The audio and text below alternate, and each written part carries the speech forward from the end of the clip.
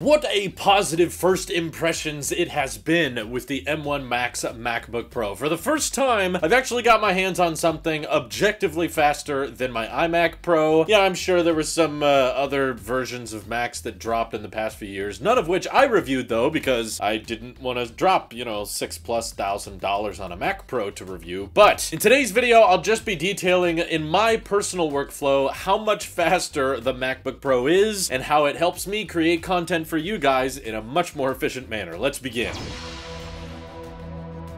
I figured from the start we should just get the Geekbench tests out of the way, because that's what most people are curious about, right? And again, this comparison is very subjective, it's very personal to my workflow. I'm not trying to do a fair, balanced, and objective viewpoint for all performance tests of every use case out there. However, the Geekbench 5 test results on the M1 Max look pretty dang promising. In terms of multi-core performance, it's nearly 3,000 points ahead of the iMac Pro, and when it comes to single-core, it's about 300 points higher. So in both single and multi-core, this is faster than my base model iMac Pro, which was about the same price as this was about 4 years ago. However, this is now mobile. It has great battery life, and it has 120 Hertz. It has mini LED. It has 4 times the storage, and you can power it and edit footage off of it while exporting that footage all through the 30-watt USB-C power brick. To answer my question from yesterday's video, yes, you can technically charge the MacBook Pro off a 30-watt USB-C brick. Even when you're doing pretty power-intensive tasks, the battery percentage does slowly make its way up, which I'm okay with because I'm going for, you know, ultimate battery health preservation here. So if there's any battery health saving tips you guys have out there, feel free to let me know. But of course, the one metric that matters the most to me, which is why I was so excited to try out the M1 Max chip, was exporting content. I make between 2 or 3 videos a day on Final Cut with my iMac Pro, so I was hoping this would help me achieve that goal much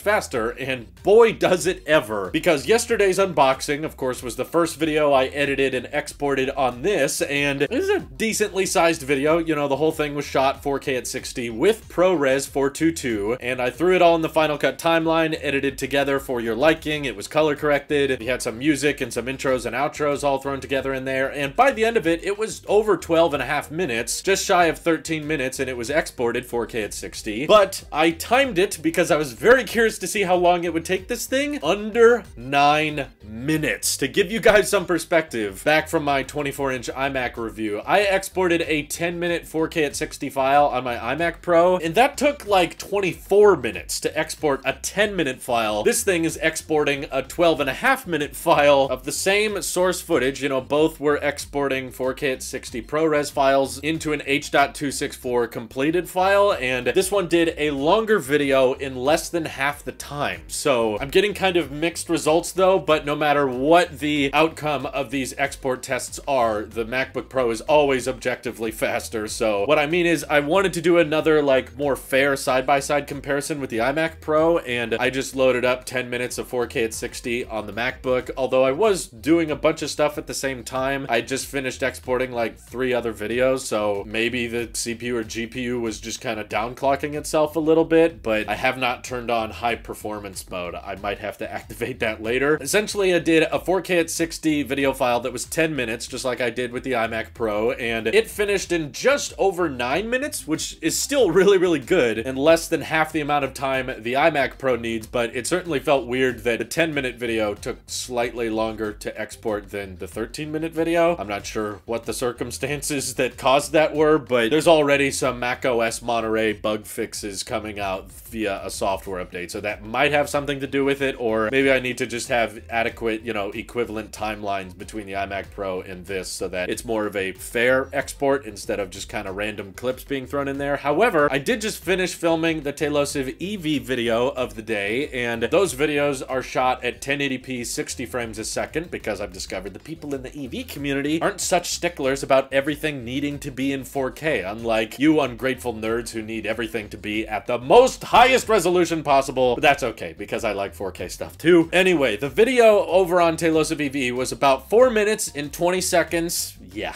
that was intentional. And it exported that 1080p video in 66 seconds. Basically, 4.5 minute completed video that was 1080p was done exporting in just over a minute. Like, that's insane. If you think about, like, with a 4K at 60 FPS video, the MacBook can export faster than a second per second, which means it's basically exporting the video faster than the way it will be played and viewed. If you guys are on YouTube watching at 1.5x or something like that, that's about as fast as this laptop can export a 4K at 60 file. And if you're just talking about 1080p 60 FPS video, that can export like 5 seconds per second. Probably a little bit slower than that, but still. I've never been able to like count the percentage of the export progress, like watch it go by and be able to see it skip a few numbers where it starts going like 50, 52, 54, 57. Like, I'm so used to my iMac Pro, whenever I export, I just kind of sit back and let it do its own thing because I'm used to all my tech videos taking between 10 or 20 minutes to export, whereas now, pretty much everything I'm throwing at this thing, it can export it in under 10 minutes, and sometimes even less. Like, I convert all of my Tailosive Tech streams into an audio format for podcast listeners on Apple Podcasts and Spotify. If you ever miss a live stream, feel free to listen to them there. But that export process always puts in a little bit of time where I'm not allowed to edit until the export is done with my iMac Pro. However, I threw that whole live stream we did earlier today on this machine, exported the whole thing in under 2 minutes. That was a 94-minute podcast that this compressed into an audible format in under 120 seconds. Like, that's mind-boggling to me considering I've never once heard the fans turn on. They're probably running, but I can just barely hear them, whereas whenever my iMac Pro starts to get a little bit tired from all of my exporting and all of the apps I have running, or OBS is open, I'll definitely hear the fans from time to time. It's not like as loud as the older 27-inch 5K iMacs, and definitely not as loud as any Intel MacBook Pro. Those things sound like 747s every time they start exporting anything. So the fact that this has remained super duper quiet, continued to gain a charge on a 30-watt USB-C brick, and been able to export all of my content, even with large files, even when it's like over 10 minutes of 4K at 60, it can still do all of that in like under 9 minutes. That's insane to me, and I have a very hard time understanding why I would need to upgrade this in the near future, because I think Apple's gonna have a difficult time making another laptop with this much performance. I'm sure, you know, Apple could make a $10,000 Mac Pro with 4 M1Xs stitched together. Yeah, that doesn't shock me. Of course they can do that. But I have a feeling this is not going to be refreshed annually. You know, I could see this easily becoming a every 2 years we make time to do a M2 Max chip or M3 Max chip. It might take some time before Apple's finally able to top this, because I think they went all out with it, and the GPU and the CPU are speaking for themselves. It's pretty dang insane so far. And also the boot up time, of course, is incredibly fast. The amount of time it takes to like install an update and it's ready to go again is crazy good. So, of course, more video coverage to come when it comes to the next generation MacBook Pro. I'll be doing a live stream using the internal microphones and the onboard webcam tomorrow. Can't wait to show you guys how good the studio quality mics are, and that they might be capable of replacing, you know, my live streaming and podcast mic. But if there's any other stuff you want covered in future videos, feel free to let me know down below. This is your Apple Sheep here, and I'm in love. See you in the next one.